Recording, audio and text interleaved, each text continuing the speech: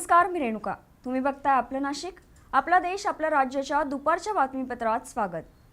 सविस्तर बातम्यांचा आढावा आपण घेणारच आहोत, पण प्रथम एक नजर हेडलाईन्सवर. हिंगोली जिल्ह्यात मध्यरात्री 2 तासात भूकंपाचे सलग 4 धक्के. नागरिकांमध्ये भीतीचं वातावरण. विधान भवनासमोर रविकांत तुपकरांचे आंदोलन. कर्जमुक्तीसाठी सरकारविरोधात घोषणाबाजी. अमरावतीत डीबीटी निधीसाठी विद्यार्थ्यांचं आंदोलन. वानखडेंचा प्रशासनाला अल्टिमेटम. खडकवासला धरणातून मोठा विसर्ग. 27,200 क्युसेकने विसर्ग सुरू.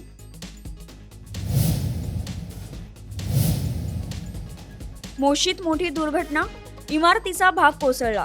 बचाव कार्य सुरू. आता वळूयात सविस्तर बातमीपत्राकडे. सरसकट कर्जमुक्ती, पीक विमा आणि शेतकऱ्यांच्या विविध मागण्यांसाठी क्रांतिकारी शेतकरी संघटनेचे नेते रविकांत तुपकर यांनी विधान भवनासमोर आक्रमक आंदोलन केलं. शेतकऱ्यांसह विधान भवनात घुसण्याचा प्रयत्न करत सरकारविरोधात जोरदार घोषणाबाजी करण्यात आली. पोलिसांनी हस्तक्षेप करत तुपकर यांच्यासह समर्थकांना ताब्यात घेतलं. राज्य सरकारने शेतकऱ्यांना दिलेले आश्वासन पाळले नसल्याचा आरोप करत क्रांतिकारी शेतकरी संघटनेचे नेते रविकांत तुपकर यांनी बुधवारी विधान भवनासमोर आक्रमक आंदोलन छेडलं. सरसकट कर्जमुक्ती, पीक विमा, शेतमालाला हमीभाव आणि प्रलंबित शेतकरी प्रश्नांवर तातडीने निर्णय घ्यावा या मागण्यांसाठी तुपकर शेतकऱ्यांसह विधान भवनाच्या मुख्य प्रवेशद्वारापर्यंत पोहोचले. यावेळी आंदोलनकर्त्यांनी 7-12च्या प्रति विधान भवनाच्या दिशेने भिरकवल्या. तसेच सोयाबीन आणि कापूस उधळून सरकारचा निषेध व्यक्त केला. शेतकऱ्यांच्या घामाची किंमत द्या, सरसकट संपूर्ण कर्जमुक्ती द्या, सरकारने दिलेला शब्द पाळा अशा घोषणा देत परिसर दणाणून सोडला. अचानक झालेल्या या आंदोलनामुळे विधान भवन परिसरात काही काळ तणावाचं वातावरण निर्माण झालं होतं.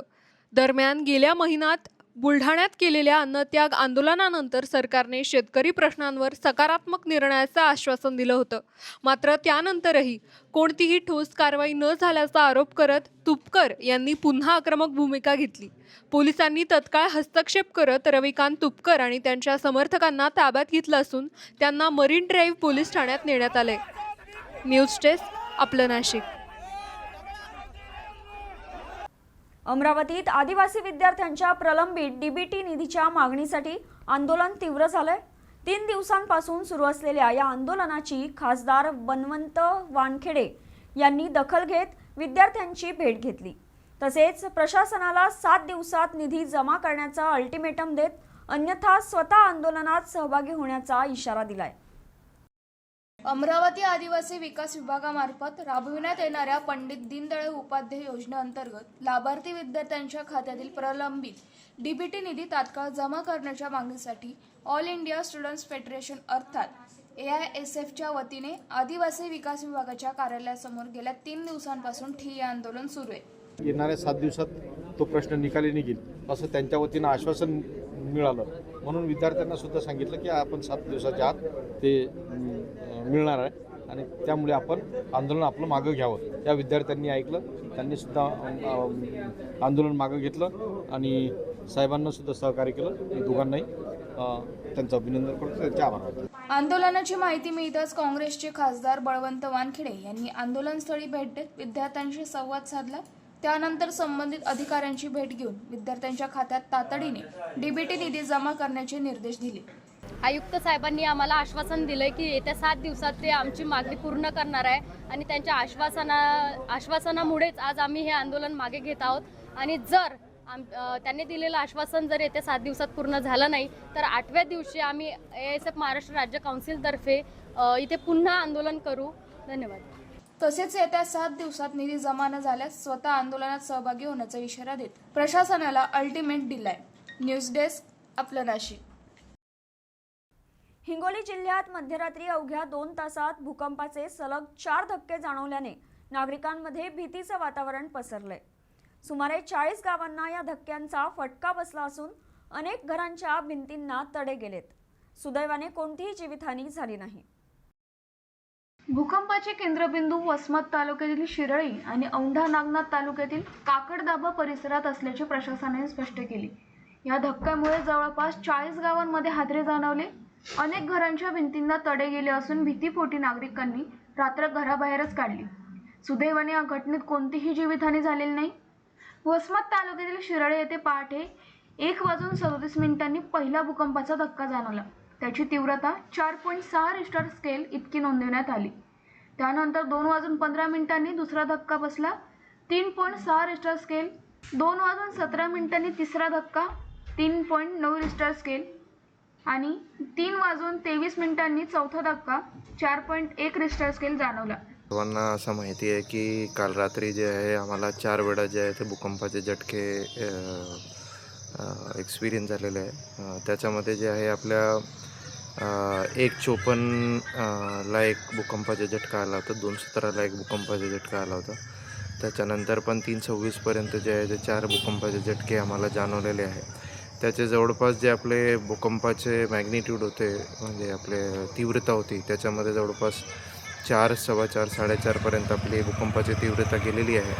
परंतु आता सोशल मीडियामध्ये जे आहे बरेच आव्हान असे होऊ लागलेले आहे की आता भूकंप परत येणार आहे, आता काय करायचं आहे, पुढे काय करायचं आहे, अशाप्रमाणे आपण सोशल मीडियाची जी अफवा आहे त्याच्यावरती आपण विश्वास ठेवू नका. दरम्यान नागरिकांनी अफवांवर विश्वास ठेवू नये आणि प्रशासनाच्या सूचनांचे पालन करावे असे आवाहन जिल्हाधिकारी राहुल गुप्ता यांनी केले. न्यूज डेस्क आपलं नाशिक. मुसळधार पावसामुळे पुण्यात पूरस्थिती निर्माण झाली असून खडकवासला धरणातून तब्बल 27,200 क्युसेकने पाण्याचा विसर्ग सुरू करण्यात आलाय. त्यामुळे प्रशासनाने नदीकाठच्या नागरिकांना सतर्कतेचा इशारा दिलाय. पुणे आणि घाटमाथ्यावर सलग सुरू असलेल्या धुवाधार पावसामुळे जलसाठ्यात प्रचंड वाढ झाली आहे. खडकवासला धरणाची पाणी पातळी धोक्याच्या चिन्हावर पोहोचल्याने प्रशासनाने धरणाचे दरवाजे उघडले आहेत. मुठा नदीचे पात्र सध्या रौद्ररूप धारण करत असून पाणी रस्त्यांवर आणि सखल भागात शिरण्यास सुरुवात झाली आहे. पावसाचा जोर कायम राहिल्यास विसर्ग आणखी वाढवला जाईल असा अंदाज जलसंपदा विभागाने वर्तवलाय. नमस्कार. आपल्याकडे सध्या धरण क्षेत्रामध्ये भरपूर पाऊस चालू आहे. खडकवासला धरण पूर्ण भरलेलं आहे आणि 27,220 क्युसेक्सने पाणी सोडलेलं आहे आता नदीपात्रामध्ये. नदीपात्रालगतच्या सगळ्या नागरिकांना मी सतर्क राहण्याची विनंती करते. आपली महानगरपालिकेची यंत्रणा सज्ज आहे. इथे सगळेजण ठिकठिकाणी नदीपात्रालगत महानगरपालिकेचे अधिकारी कर्मचारी हे थांबले लक्ष ठेवून आहोत आम्ही सगळ्या परिस्थितीवरती. मी नागरिकांना विनंती करते की आपल्याकडे अजूनही अलर्ट आहे. पाऊस जास्त पडण्याची शक्यता आहे. तर कोणत्याही कारण म्हणजे विनाकारण कोणी घराबाहेर पडू नये. आवश्यकता असेल तरच पडावं आणि स्वतःची काळजी घ्यावी. कोणतीही अडचण असेल, कधी काही तक्रार असेल तर आमच्याशी थेट संपर्क साधावा. दरम्यान पूरस्थिती पाहता महापालिका आणि आपत्ती व्यवस्थापन यंत्रणा हाय अलर्टवर आहे. नागरिकांनी नदीपात्राजवळ सेल्फी काढण्यासाठी किंवा पाणी पाहण्यासाठी अजिबात जाऊ नये असं आवाहन करण्यात आलंय. तसेच नदीकाठच्या रहिवाशांना सुरक्षित स्थळी स्थलांतरित होण्याच्या सूचना देण्यात आल्या आहेत. न्यूज डेस्क आपलं नाशिक.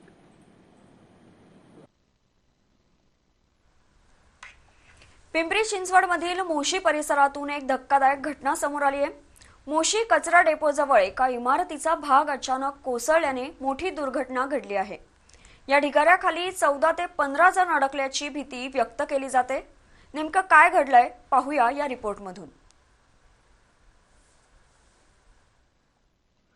पुणे आणि पिंपरी चिंचवड परिसरात गेल्या काही दिवसांपासून सुरू असलेल्या मुसळधार पावसाच्या पार्श्वभूमीवर मोशी येथे गंभीर दुर्घटना घडली.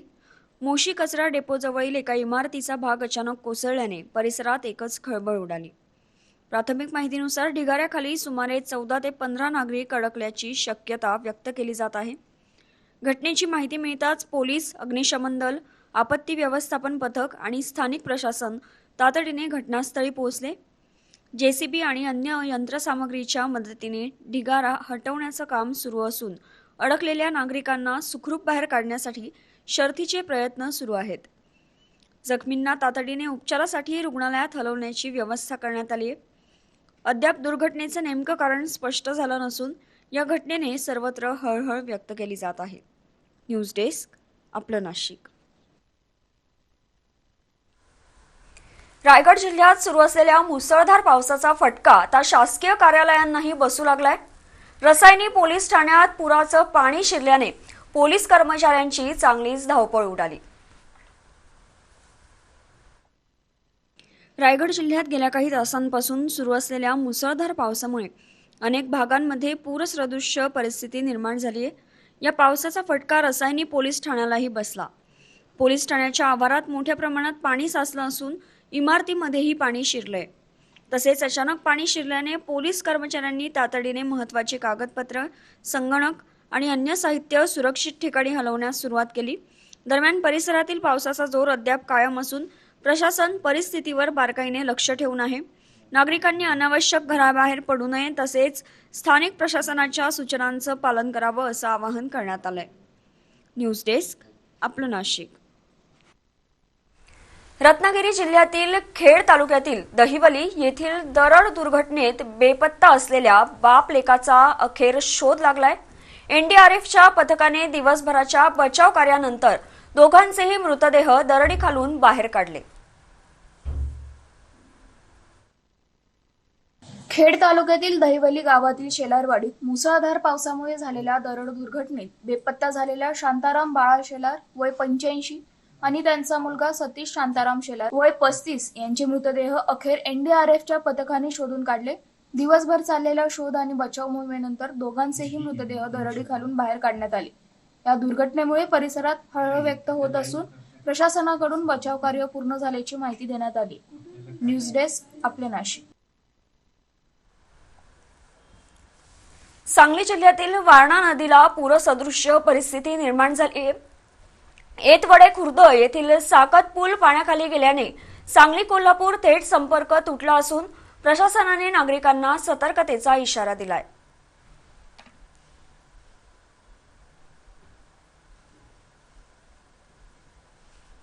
पावसामुळे वारणा नदीच्या पाणी पातळीत मोठी वाढ झाली आहे. नदीचे पाणी पात्राबाहेर आल्याने नदीकाठच्या शेतीमध्ये पाणी शिरले असून शेतकऱ्यांची चिंता वाढली आहे. वारणा नदीवरील ऐतवाडे खुर्द येथील साको पूल पाण्याखाली गेल्याने सांगली आणि कोल्हापूर जिल्ह्यातील थेट संपर्क तुटलाय. वाहतूक बंद करण्यात आली असून नागरिकांना चिकुर्डे मार्गे पर्यायी मार्गाचा वापर करावा लागतोय.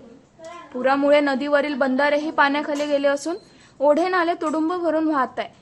नदीकाठच्या गावांना सतर्कतेचा इशारा देण्यात आलाय. पुलावरून पाणी वाहत असताना जीव धोक्यात घालून प्रवास करू नये असे आवाहन पोलिसांनी केले. मात्र काही नागरिक अद्यापही धोकादायक प्रवास करत असल्याचे दिसून येत आहे. पावसाचा जोर कायम असल्याने प्रशासन परिस्थितीवर बारकाईने लक्ष ठेवणे. न्यूज डेस्क, आपलं नाशिक. गोंदिया जिल्ह्यातील जिल्हा परिषदेच्या 2 प्राथमिक शाळांना विद्यार्थ्यांअभावी टाळं लागलंय. गोरेगाव तालुक्यातील श्रीरामपूर आणि तिरोडा तालुक्यातील बोंडराणी येथील शाळांमध्ये एकाही विद्यार्थ्याने प्रवेश न घेतल्याने शिक्षण विभागाला त्या शाळा बंद करण्याचा निर्णय घ्यावा लागलाय. गोंदिया जिल्ह्यातील गोरेगाव तालुक्यातील श्रीरामपूर आणि तिरोडा तालुक्यातील बोंडराणी येथे जिल्हा परिषद प्राथमिक शाळांमध्ये चालू शैक्षणिक वर्षात एकही विद्यार्थ्याचे नाव दाखल झाले नाही. त्यामुळे पटसंख्या शून्यावर आल्याने दोन्ही शाळा बंद करण्यात आल्या आहेत. श्रीरामपूर येथे प्रकल्पग्रस्तांच्या पुनर्वसित वसाहतीतील विद्यार्थ्यांसाठी शासनाने सर्व सुविधा उपलब्ध करून शाळा सुरू केली होती. सन 2025-26 मध्ये शैक्षणिक वर्ष 2025-26 मध्ये पटसंख्येअभावी 2 शाळा जिल्ह्यातल्या आपल्या 2 शाळा बंद कराव्या लागल्या. त्यामध्ये गोरेगाव तालुक्यातील श्रीरामपूर येथील जिल्हा परिषदची प्राथमिक शाळा आहे आणि तिरोडा तालुक्यातील बोंडराणी येथील जिल्हा परिषदची प्राथमिक शाळा, या 2 शाळा आपल्या पटसंख्येचा अभाव कमी झालेला आहे. याचं मुख्य कारण म्हणजे या शाळांमध्ये आपल्याला विद्यार्थ्यांची संख्याच कमी होत आहे आणि विद्यार्थ्यांची संख्या कमी असल्यामुळं पालकांचा ओढा पण इतर शाळांमध्ये जिथे शिक्षक किंवा विद्यार्थी जास्त आहेत त्या शाळांमध्ये विद्यार्थ्यांना टाकण्याचा ओढा जास्त आहे. त्यामुळे या शाळा बंद झालेल्या आहेत. मात्र विद्यार्थ्यांनी प्रवेश न घेतल्याने ही शाळा बंद करण्यात वेळ आली आहे. या निर्णयामुळे ग्रामीण भागातील घटती विद्यार्थी संख्या आणि सरकारी शाळांपुढील आव्हाने पुन्हा एकदा अधोरेखित झाली. न्यूज डेस्क, आपलं नाशिक. बातम्यांचा ओघ असाच सुरू राहील. मात्र आता वेळ झाली एका छोट्याशा ब्रेकची. तुम्ही कुठेही जाऊ नका, पाहत रहा आपलं नाशिक.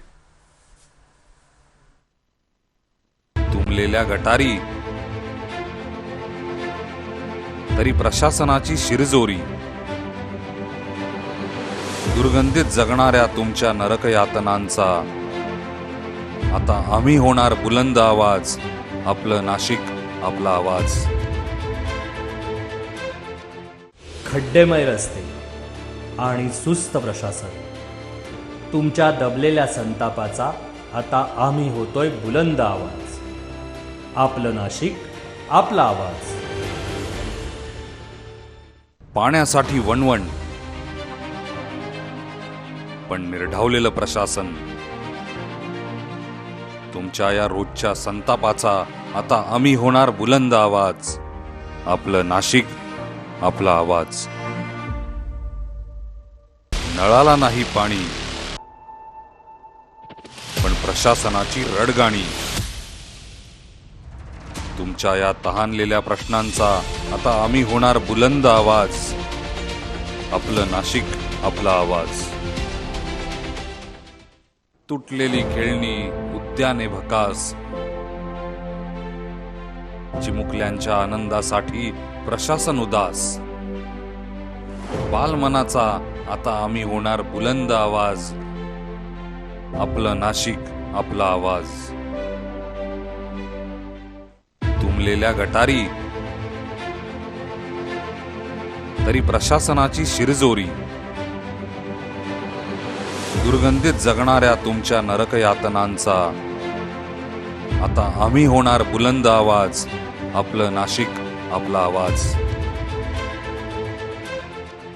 खड्डेमय रस्ते आणि सुस्त प्रशासन, तुमच्या दबलेल्या संतापाचा आता आम्ही होतोय बुलंद आवाज, आपलं नाशिक आपला आवाज. पाण्यासाठी वणवण पण निर्ढावलेलं प्रशासन, तुमच्या या रोजच्या संतापाचा आता आम्ही होणार बुलंद आवाज, आपलं नाशिक आपला आवाज. नळाला नाही पाणी पण प्रशासनाची रडगाणी, तुमच्या या तहानलेल्या प्रश्नांचा आता आम्ही होणार बुलंद आवाज, आपलं नाशिक आपला आवाज.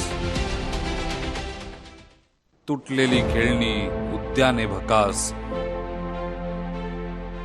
चिमुकल्यांच्या आनंदासाठी प्रशासन उदास, बालमनाचा आता आम्ही होणार बुलंद आवाज, आपलं नाशिक आपला आवाज.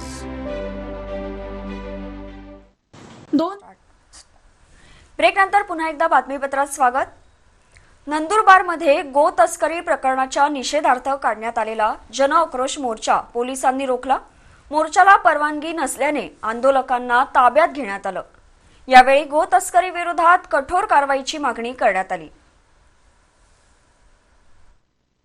2 दिवसांपूर्वी गो तस्करीच्या मुद्द्यावरून झालेल्या हाणामारीच्या निषेधार्थ सकल हिंदू समाज आणि गोरक्षक समितीच्या वतीने आज नंदुरबारमध्ये जन आक्रोश मोर्चाचे आयोजन करण्यात आले. मात्र पोलीस प्रशासनाने मोर्चाला परवानगी नाकारल्याने आंदोलक आणि पोलिसांमध्ये शाब्दिक बाचाबाची झाली. त्यानंतर पोलिसांनी मोर्चेकऱ्यांना ताब्यात घेतले. आजचा मोर्चा नगरपालिका शिंदे सरकारच्या विरोधात त्यांनी 25 लाख रुपये कत्तलखाना दुरुस्ती व संचालन याच्यासाठी दिला. पोलीस प्रशासन,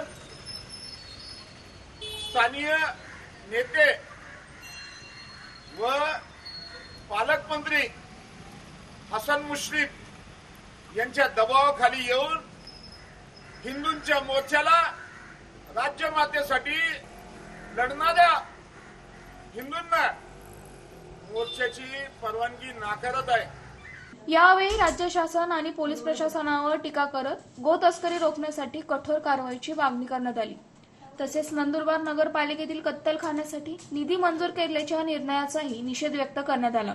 दरम्यान कोणताही अनुसूचित प्रकार घडू नये म्हणून शहरात मोठा पोलीस बंदोबस्त तैनात करण्यात आलाय. न्यूज डेस्क, आपलं नाशिक. वाशिम जिल्ह्यात जमीन अधिग्रहण प्रकरणात राष्ट्रीय महामार्ग प्राधिकरणाला न्यायालयाचा मोठा दणका बसलाय. शेतकऱ्यांना वाढीव नुकसान भरपाई न दिल्याने तोंडगाव येथील टोल प्लाझा जप्त करण्याचे आदेश जिल्हा न्यायालयाने दिले आहेत. वाशिम मधील जमीन अधिग्रहण प्रकरणात शेतकऱ्यांना योग्य मोबदला न मिळाल्याने न्यायालयाने राष्ट्रीय महामार्ग प्राधिकरणाला वाढीव नुकसान भरपाई देण्याचे आदेश दिले होते.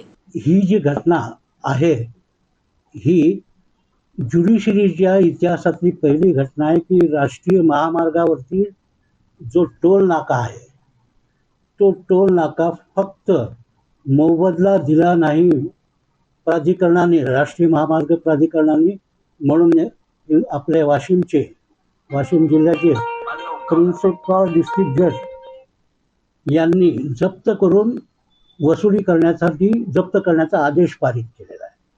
आणि अशी घटना मला वाटत नाही की महाराष्ट्रात किंवा महाराष्ट्राच्या बाहेरही कुठे यापूर्वी घडलेली आहे. आपण या आदेशाने जो अकोला नांदेड हायवे 161 याच्यातील तोंडगाव ते तोंडगाव धुमका हा जो टोल प्लाझा आहे तो वसुलीसाठी न्यायालयाने जप्त केला आहे. मात्र आदेशाची अंमलबजावणी न झाल्याने तोंडगाव टोल प्लाझा जप्त करण्याचे आदेश देण्यात आले. बोजी उर्फ प्रभाकर गर्जे निवेदन देता हूँ कि मेरी पत्नी बेबीताई दिनकरराव गर्जे और मेरा पुत्र विठल दिनकरराव गर्जे ये दोनों का मंजूर layout Washim resort state highway 51 पर है.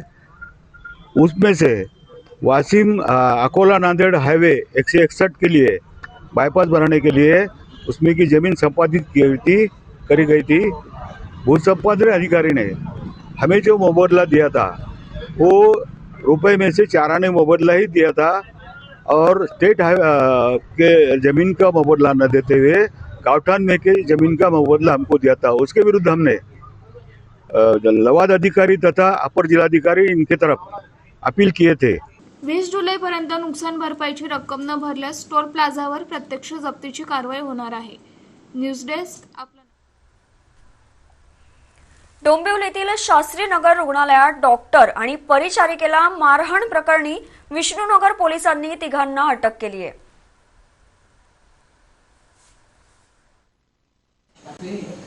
या प्रकरणात रमेश पवार, प्रमोद निकम आणि अक्षय कारंडे यांना अटक करण्यात आली आहे. नाही, या गुन्ह्याचे फिर्यादी डॉक्टर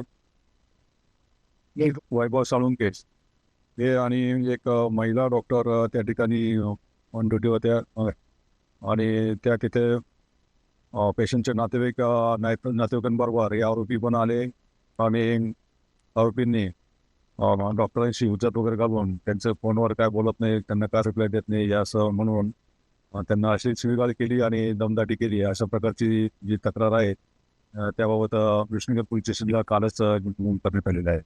नगरसेवक रमेश म्हात्रे यांच्या अटकेबाबत तपास सुरू असून पुराव्यांच्या आधारे पुढील कारवाई केली जाईल असे पोलिसांनी स्पष्ट केले. न्यूज डेस्क आपलं नाशिक.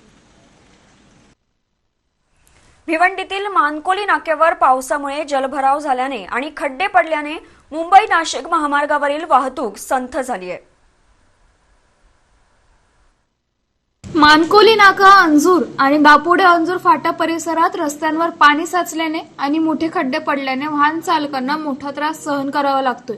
ठाणे पोलीस आयुक्तालयातील नारपोली जो उपविभाग आहे याची रचना थोडीशी वेगळी आहे. या ठिकाणी मोठ्या हायवेसह अंतर्गत छोटे रस्ते आणि प्लस पुणे मुंबई नाशिक जाणारी वाहतूक आणि भिवंडीकडे जाणारी वाहतूक हे प्रचंड प्रमाण आहे. त्याचप्रमाणे गोडाऊनचा पट्टा असल्यामुळे या ठिकाणी अवजड वाहनाची संख्या येण्या जाण्याची खूप प्रचंड प्रमाणामध्ये आहे. आणि या ठिकाणी अंतर्गत रस्ते जे आहेत तर ते गोडाऊन मधले जे अंतर्गत रस्ते ते पावसामुळे खराब होतात, खड्डे पडतात आणि त्याच्यामुळे वाहतूक जवळजवळ थांबण्यासारखी होते किंवा अतिशय संथ गतीने जाते. या ठिकाणी पोलीस आयुक्त आशुतोष डोंबरे यांच्या मार्गदर्शनाखाली पोलीस उपायुक्त पंकज शिरसाट वाहतूक यांनी या ठिकाणी वाहतूक नियमन करण्यासाठी अतिरिक्त मनुष्यबळ दिलेलं आहे. त्यांच्या सहाय्याने आम्ही या ठिकाणी वाहतूक नियोजन करण्याचा प्रयत्न चालू आहे. परंतु पाऊस हा सतत पडत आहे आणि अतिशय जोरदार पडत आहे, त्यामुळे थोडीशी वाहतूक नियमन करायला बाधा येत आहे. नारपोली पोलीस वाहतूक तर्फे मला नागरिकांना विनंती आहे की आवश्यक काम असेल तरच बाहेर पडा, अन्यथा घरी थांबा. त्याचा वाहतूक नियमनाला उपयोग होईल. वाहतूक सुरळीत करण्यासाठी पोलिसांकडून प्रयत्न सुरू आहेत. न्यूज डेस्क आपले नाशिक. एमपीएससीच्या सीबीटी परीक्षा पद्धती विरोधातील आंदोलन अधिक तीव्र झालंय. नवी मुंबईतील सीबीडी बेलापूर येथील एमपीएससी मुख्यालयासमोर काँग्रेसच्या वतीने बेमुदत साखळी उपोषण आणि ठिय्या आंदोलन सुरू करण्यात आलंय. एमपीएससीने भरती परीक्षा संगणकाधारित अर्थात सीबीटी पद्धतीने घेण्याचा निर्णय जाहीर केल्यानंतर राज्यभरातून विरोध होत आहे. याच पार्श्वभूमीवर नवी मुंबई शहर जिल्हा काँग्रेस कमिटीच्या वतीने सीबीडी बेलापूर येथील एमपीएससी मुख्यालयासमोर विद्यार्थ्यांच्या समर्थनार्थ बेमुदत साखळी उपोषण सुरू करण्यात आले. आंदोलनात विद्यार्थी, पालक, स्पर्धा परीक्षा शिक्षक, अकॅडमी प्रतिनिधी आणि विविध विद्यार्थी संघटनांनी सहभाग घेतला. एमपीएससीने घेतलेला जो निर्णय आहे तो एकदम चुकीचा आहे. सगळं काही व्यवस्थित चालत असताना आतापर्यंत ऑफलाईन पद्धतीने परीक्षा होत होती, व्यवस्थित होत होत्या. अचानकपणे हा निर्णय घेतला की ऑनलाईन का, कशामुळे घेतला याचं उत्तर हवं आहे आणि तो रद्द व्हावा. कारण जे विद्यार्थी आहेत किंवा जे ह्या प्रक्रियेमध्ये एमपीएससी मधले जे तज्ज्ञ आहेत त्यांच्याशी कोणाशी विचार विमर्श न करता एकतर्फी घेतलेला हा निर्णय, ह्याला आम्ही कडाडून विरोध करतोय. आणि जोपर्यंत ही परीक्षा ऑनलाईन परीक्षा रद्द होत नाही, ऑफलाईन पद्धतीने सुरू करण्याचा जोपर्यंत ते एक्सेप्ट करत नाही तोपर्यंत आम्ही हे उपोषण इकडे या सीबीडीमध्ये एमपीएससी कार्यालयाच्या शेजारी हे उपोषण सुरूच राहील. सीबीटीचा निर्णय तात्काळ मागे घेऊन सर्व भरती परीक्षा पूर्वीप्रमाणे ओएमआर आधारित ऑफलाईन पद्धतीने घ्याव्यात. तसेच परीक्षा पद्धतीत बदल करण्यापूर्वी विद्यार्थी आणि तज्ञांशी चर्चा करावी अशी मागणी आंदोलनकर्त्यांनी केली. अभी तक जो कंपनियों को मतलब जो व्यवस्था है एमपीएससी की जो व्यवस्था है जिसके माध्यम से ऑफलाइन परीक्षा पिछले 60 साल से लेते आए हुए हैं और उसके ऊपर ही पूरे महाराष्ट्र के जनता का विश्वास है और वही वेल टेस्टेड मॉडल है. मतलब अभी जो सत्ता में शासन में बैठे हुए जो सरकारी अधिकारी है सब लोग ऑफलाइन परीक्षा लेके कंफर्टेबली अधिकारी बने हैं. ऑनलाइन परीक्षा जो है उस पे जनता का विश्वास नहीं है, विद्यार्थियों का विश्वास नहीं है, हमारा विश्वास नहीं है. क्योंकि ऑनलाइन परीक्षा में कैसे कैसे फ्रॉड हुए हैं पिछले 10 साल में, उसके बारे में हमने पुलिस के साथ में कंप्लेंट की है, राज्य सरकार को कंप्लेंट की है, कुछ जगह पे हम कोर्ट में जाके पिटीशन भी किए है. लेकिन चोरी पकड़ी गई, प्रूफ के साथ भी पकड़ी गई, लेकिन उनके ऊपर कुछ कार्रवाई नहीं की गई है. और इसीलिए ऑफलाइन परीक्षा में अगर विद्यार्थी पेपर लिखता है तो उसको दिखता है मैं क्या कर रहा हूं करके, और वो फिर पेपर सबमिट करता है. ऑनलाइन परीक्षा में क्या हो रहा है कि मैं विद्यार्थी हूं तो मुझे कुछ पता ही नहीं चलता क्या हो रहा है पीछे से. क्या अभी मांग क्या? हमारी मांग एकदम सिंपल है कि जो आपने निर्णय लिया है, जो ऑफलाइन चल रहा था निर्णय वो चेंज करके आपने ऑनलाइन परीक्षा का लिया है, वो वापस ऑफलाइन निर्णय लीजिए और विद्यार्थियों को न्याय दीजिए. दरम्यान मागण्या मान्य होईपर्यंत बेमुदत साखळी उपोषण आणि ठिय्या आंदोलन सुरूच ठेवण्याचा निर्धार आंदोलनकर्त्यांनी व्यक्त केलाय. न्यूज डेस्क आपलं नाशिक. राज्यात सुरू असलेल्या मुसळधार पावसाच्या पार्श्वभूमीवर उपमुख्यमंत्री एकनाथ शिंदे यांनी प्रशासनाला सतर्कतेचा इशारा दिलाय. निष्काळजी अधिकाऱ्यांवर कठोर कारवाई आणि गरज पडल्यास निलंबनाचे आदेश देत आपत्ती व्यवस्थापन अधिक प्रभावी करण्याच्या सूचना त्यांनी दिल्या आहेत. राज्यातील मुसळधार पाऊस आणि वादळी वाऱ्याच्या पार्श्वभूमीवर उपमुख्यमंत्री एकनाथ शिंदे यांनी आपत्ती व्यवस्थापनाचा आढावा घेत प्रशासनाला तातडीच्या सूचना दिल्या आहेत. पाणी साचणाऱ्या ठिकाणी उच्च क्षमतेचे पंप तैनात करण्यासह धोकादायक झाडांची छाटणी, तज्ज्ञांकडून तपासणी आणि दीर्घकालीन उपाययोजना करण्याचे निर्देश त्यांनी दिले. या संपूर्ण झाड पडल्यामुळे, फांद्या पडल्यामुळे, पाणी साचल्यामुळे झिरो कॅज्युअल्टी आपल्या ठाण्यामध्ये राहिली पाहिजे. एकही मृत्यू होता कामा नये ही काळजी आपण घेऊया. नुकसान भरपाई आपल्याला करता येते, परंतु एखाद्याचा जीव गेला तर आपल्याला तो त्याच्या परिवारासाठी खूप दुःखदायक आहे आणि मग ही सर्व काळजी या ठिकाणी आपण घ्यायला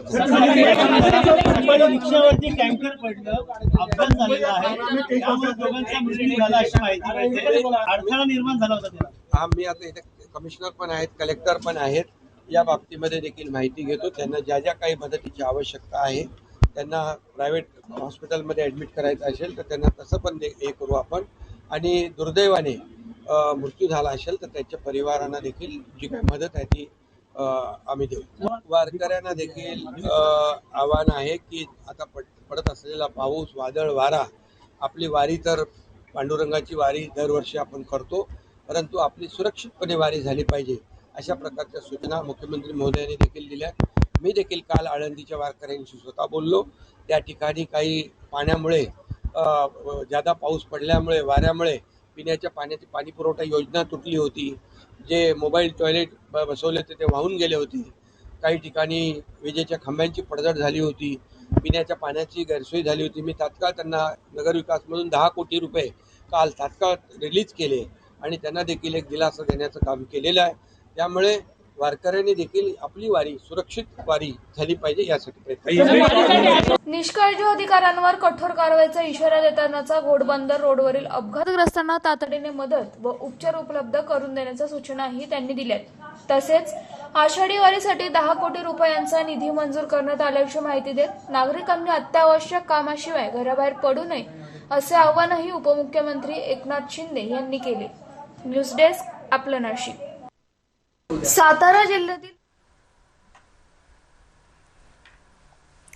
सातारा जिल्ह्यातील फलटण तालुक्यातून अत्यंत हृदयद्रावक घटना समोर आली आहे. खामगाव येथे विजेचा शॉक लागून एकाच कुटुंबातील 4 जणांचा जागीच मृत्यू झाला. एकमेकांना वाचवण्याच्या प्रयत्नात संपूर्ण कुटुंब काळाच्या पडद्याआड गेल्याने परिसरात शोककळा पसरली आहे. सातारा जिल्ह्यातील फलटण तालुक्यातील खामगाव येथे बुधवारी पहाटे ही दुर्दैवी घटना घडली. प्राथमिक माहितीनुसार घराबाहेर बल्ब काढताना किंवा लावताना सतीश उर्फ पिसुर्डा किसन शिंदे यांना विजेचा जोरदार शॉक लागला. त्यांना वाचवण्यासाठी पत्नी गंगू शिंदे, मुलगा सचिन शिंदे आणि मुलगी आरती शिंदे धावले. मात्र तेही विद्युत प्रवाहाच्या संपर्कात आल्याने चौघांचाही जागीच मृत्यू झाला. घटनेची माहिती मिळताच फलटण ग्रामीण पोलिसांनी घटनास्थळी धाव घेत पंचनामा केला. 4ही मृतदेह शवविच्छेदनासाठी उपजिल्हा रुग्णालयात पाठवण्यात आले असून घराबाहेरील वायरमध्ये विद्युत प्रवाह कसा आला आणि या दुर्घटनेमागे निष्काळजीपणा होता का याचा तपास पोलीस करतायत. या घटनेमुळे खामगाव परिसरात शोककळा पसरली. न्यूज डेस्क आपलं नाशिक. यासोबतच बुलेटिनमध्ये वेळ झाली इथेच थांबण्याची. यानंतर युगंधरासह भेटूयात सिटीझन बुलेटिनमध्ये. पण त्याआधी पुन्हा एकदा नजर टाकूयात हेडलाईन्सवर. हिंगोली जिल्ह्यात मध्यरात्री 2 तासात भूकंपाचे सलग 4 धक्के. नागरिकांमध्ये भीतीचं वातावरण. विधान भवनासमोर रविकांत तुपकरांचे आंदोलन. कर्जमुक्तीसाठी सरकार विरोधात घोषणाबाजी. अमरावतीत डीबीटी निधीसाठी विद्यार्थ्यांचं आंदोलन.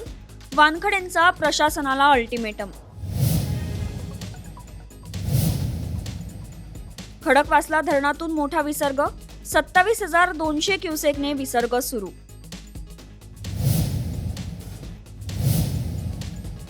मोशीत मोठी दुर्घटना. इमारतीचा भाग कोसळला. बचाव कार्य सुरू.